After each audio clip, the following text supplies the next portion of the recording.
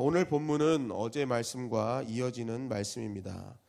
우리는 어제 욥이 이 사람의 말에 희망이 없음을 알고 정직하게 자신의 상황을 하나님께 말씀드리며 다가가는 모습을 보았습니다. 오늘 본문도 보면은 이와 비슷하게 시작합니다. 욥은 14장을 이야기하면서도 인간의 연약함, 또 인생의 유한함을 고백하기 시작합니다. 오늘 1절, 2절 말씀에 보면 여인에게서 태어난 사람은 생애가 짧고 걱정이 가득하며 그는 꽃과 같이 자라나서 시들며 그림자같이 지나가며 머물지 아니하거늘. 5절 그의 날을 정하셨고 그의 달수도 주께 있으므로 그의 규례를 정하여 넘어가지 못하게 하셨사온즉. 그러니까 인생은 이제 언젠간 끝이 온다. 그리고 인생은 그 끝이 있는 인생은 항상 연약하다, 나약하다. 그래서 결국 우리에게는 희망이 없다. 결국 절망이다라는 그런 걸 얘기를 하는 건데요. 오늘 그 자신의 어떤 그 인간의 연약함, 그 절망스러운 부분들을 어디다 연결시키냐면 7절 9절에 보니까 자신들은 나무보다 희망이 없는 존재다. 그러니까 자신은 지금 나무보다 희망이 없는 존재임을 계속 부각하면서 이제는 자신은 절망 가운데밖에 있을 수 없다. 그래서 19절 말씀해 보니까 물은 돌을 닿게 하고 넘치는 물은 땅의 티끌을 씻어버리나이다. 이와 같이 주께서는 사람의 희망을 끊으시나이다. 그러니까 지금 욥은 아무런 희망 없는 인생을 나는 살고 있습니다. 심지어 저 나무는 아무리 베어도 물 주고 뿌리만 가까이 있으면 계속 자라나서 희망이 계속 있는데 저에게는 이제 아무런 희망이 없습니다. 나는 절망입니다. 라는 어떤 그러한 고백을 계속하게 되는 것입니다. 오늘 저는 이 희망이 없다, 이 희망에 대해서 계속 이야기하는 이 욥을 보면서 욥이 이 당시에 너무 힘들어서 이런 고백을 했겠지만 모르고 사는 것이 있었구나라는 것을 깨닫게 되었습니다. 그것은 진정한 하나님의 백성은 희망으로 사는 존재가 아니라 믿음으로 사는 존재라는 것을 깨달아야 한다는 것입니다. 여러분, 희망은 무엇입니까? 희망은 우리가 앞으로 어떻게 더 나아질 것을 기대하는 것이 희망입니다. 그래서 많은 사람들이 나는 희망이 있어, 이런 희망을 갖고 살아가죠. 그런데 이 희망은 때때로 절망이라는 단어와 인생에서 바꿔지기도 합니다. 왜 그렇습니까? 내가 생각했던 희망의 그런 어떤 기준이 있거든요. 그런데 이 희망의 기준이 내 생각대로 되는 것이 아니라 그것이 때로는 여러 가지 상황과 고난에 합쳐져서 그것이 희망대로 되지 않고 반대로 되는 경우가 많이 있죠. 그래서 때로는 그 희망이 절망이 되는 순간이 너무나 많다는 것입니다. 이때 많은 사람들이 어떻게 합니까? 희망을 노래하다가 이 희망이 점차 절망으로 바뀌어지는 순간 극단적인 삶의 선택을 하게 되는 것을 우리는 보게 됩니다. 그러나 믿음의 사람들은 희망이 절망이 되는 가운데서도 사는 힘이 있다는 거예요. 그게 무엇입니까? 믿음이라는 것입니다. 믿음. 아무리 절망적인 상황 속에서도 나와 함께 하시는 하나님을 믿는다면 우리는 살게 될 줄 믿습니다. 여러분, 아브라함에게 가장 절망적인 순간이 어느 순간이었습니까?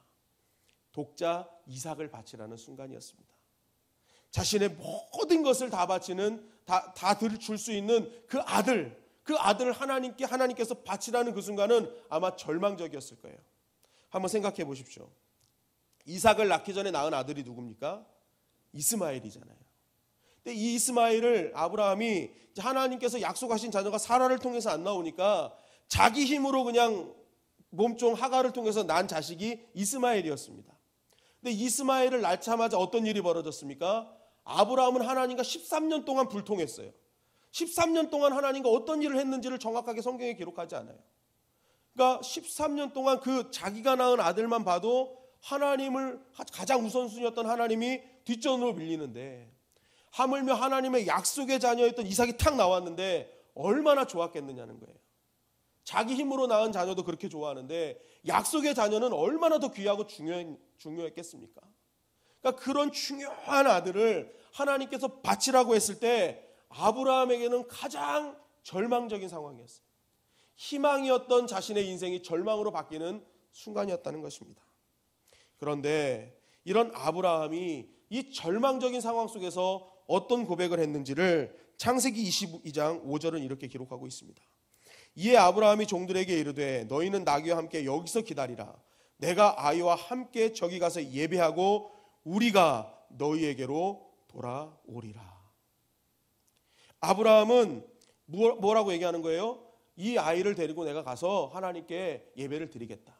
그 말이 무슨 말입니까? 이 아이 번제로 드린다는 것이죠. 종들은 몰랐지만 아브라함의 마음속에는 예배를 드린다는 건 이 아이를 번제로 드린다는 거거든요.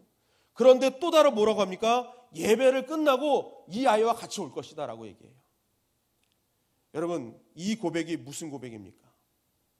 아브라함은요, 희망이 절망으로 바뀌는 그 순간에도 끝까지 놓지 않은 것이 있었습니다. 그것은 하나님을 향한 믿음이었습니다. 이 아이가 번제로 드릴지라도 하나님은 이 아이를 다시 살리셔서 나와 함께 오게 할 것이다. 하나님이 나와 함께 하시면 어떤 일도 가능하다는 이 믿음이 아브라함에게는 있었다는 것입니다. 결국 이 믿음을 통해서 하나님은 그에게 여호와 이레로 역사하셨고 또 믿음의 계대와 그리스도가 태어나는 정말 엄청난 하나님의 기적과 같은 일을 아브라함의 가정에 부어 주셨다는 것입니다. 여러분, 성도와 세상의 차이가 무엇이겠습니까? 여러분, 세상은 희망만을 가지고 삽니다. 희망. 그래서 이 희망이 무너지면 인생이 무너지는 것입니다. 그러나 성도는 희망에 목숨을 걸지 않습니다. 어디에 목숨 거는 거예요? 믿음에 목숨 거는 존재라는 것입니다. 이게 성도와 세상의 완전한 차이라는 거예요. 여러분, 이것은 비슷한 것 같지만 어떻게 보면 희망이 믿음과 뭐가 다를까 하지만 엄청난 차이를 갖고 있는 거예요. 희망을 품고 사는 세상은 희망이 무참히 짓밟혔을 때, 전혀 가망 없는 삶이 벌어졌을 때 대부분 절망으로 바뀌는 것이죠. 그러나 성도들은, 믿음을 가진 성도들은 어떤 상황이 오더라도 하나님이 늘 나와 함께 하신다는 이 믿음 있기에 실패의 현장에서도 다시 일어설 수 있는 것입니다.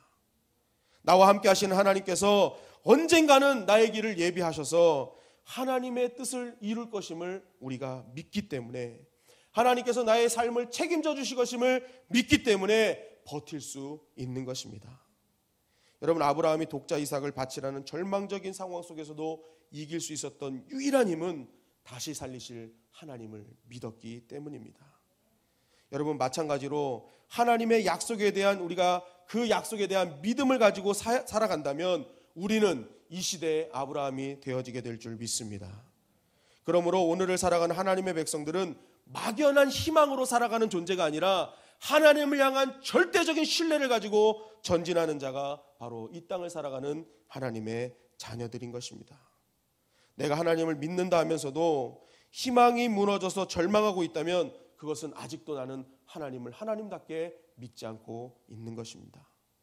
참된 믿음은 내가 이성으로 생각하는 희망이 무너질지라도 그 가운데서 다시 한번 하나님이 나를 일으켜 주심을 알기 때문에 끝까지 그 자리를 믿음으로 이겨나가는 자가 진정한 믿음의 백성인 것입니다. 그래서 시편 23편 4절 5절은 이렇게 증거하고 있습니다. 내가 사망의 음침한 골짜기로 다닐지라도 해를 두려워하지 않을 것은 주께서 나와 함께 하심이라. 주의 지팡이와 막대기가 나를 안위하시나이다. 주께서 내 원수의 목전에서 내게 상을 베푸시고 기름으로 내 머리에 바르셨으니 내 잔이 넘치나이다. 나의 평생의 선하심과 인자하심이 정녕 나를 따르리니 내가 여호와의 집에 영원히 거하리로다.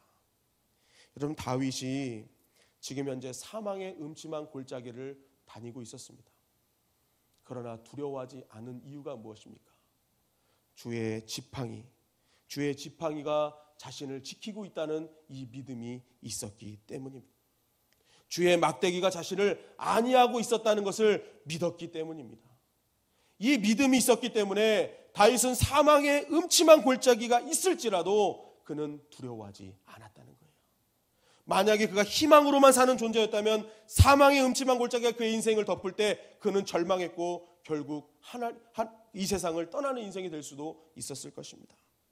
그러나 어떠한 사망의 음침한 골짜기가 올지라도 다윗은 끝까지 그 자리를 이겨낼 수 있었던 유일한 힘은 바로 하나님을 향한 믿음이었다는 것입니다.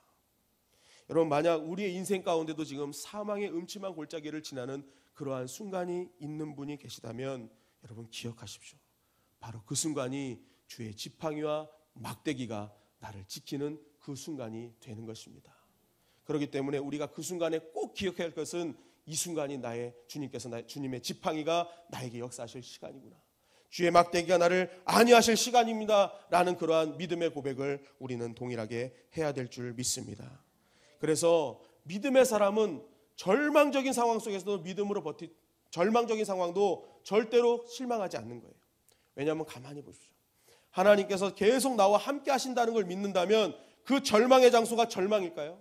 그 절망의 환경이 하나님이 주신 그런 낙담하라고 주신 것일까요? 그 역시도 하나님이 나와 함께 하시는 것임을 믿는다면 그 역시도 하나님의 기적과 은혜 가운데 지나가는 과정임을 알기에 우리는 절대로 절망하지 않는다는 거예요. 왜냐하면 결국에 하나님이 나와 함께 하신다면 종착역은 하나님이 주신 은혜요, 하나님이 주신 복이기 때문인 것입니다. 그렇기 때문에 오늘 하루 우리가 해야 될 일은 무엇이겠습니까? 아무리 힘들고 어려워도 우리는 장작을 메고 다시 한번 모리아산으로 올라가는 것입니다.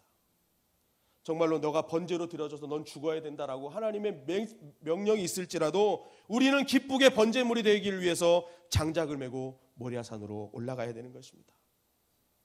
여러분, 우리가 모리아산으로 올라갈 때 그곳에 기다리시는 여호와 이레 하나님을 만나게 될 줄 믿습니다. 나중에 이 모리아산에 솔로몬 성전이 지어집니다. 이게 무슨 말일까요? 결국 끝까지 인내하며 모리아산으로 올라가는 자는 하나님의 성전이 될 것이라는 거예요. 그 성전을 통해서 역사하시는 하나님의 은혜를 누리게 될 것이라는 것입니다. 더 나아가서 성전된 자를 통해 하나님의 은혜의 통로가 되고 축복의 통로가 되고 생명의 통로로 사용될 것이라는 하나님의 약속인 것입니다. 여러분, 우리가 이 믿음을 가지고 모리아산으로 올라가면 오늘 나도 살고 내 가족도 살고 내 주변도 사는 역사가 일어나게 될 줄 믿습니다. 왜냐하면 믿음으로 사는 모리아산에 세워진 우리는 성전이기 때문인 것입니다. 오늘도 정말 이 말씀을 붙들길 원합니다. 내가 희망으로 사는 존재가 아니라 믿음으로 사는 존재가 될 것이다. 정말 이 믿음이 나를 살린다는 이 고백을 통해서 다시 한번 다윗의 인생이 나의 인생이 되고 아브라함의 인생이 나의 인생이 되는 그러한 하나님의 은혜를 누리는 저와 여러분들이 되시기를 주님의 이름으로 간절히 축원합니다.